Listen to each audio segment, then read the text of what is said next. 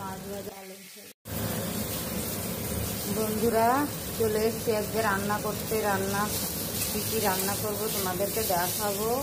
গেছিলাম ছেলের কাছে, সেখান থেকে এসে আমি রান্না করতে ঢুকে পড়েছি।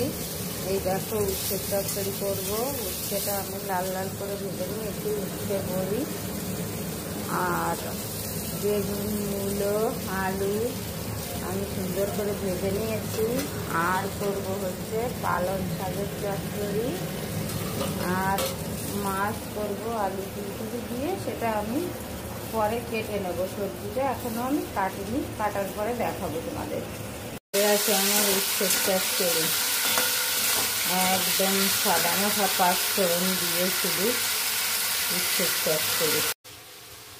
আবার এর ফাঁকে ফাঁকে এই বাসনগুলো সব মেজে নেব। মাছগুলো আমি নুন হলুদ মাখিয়ে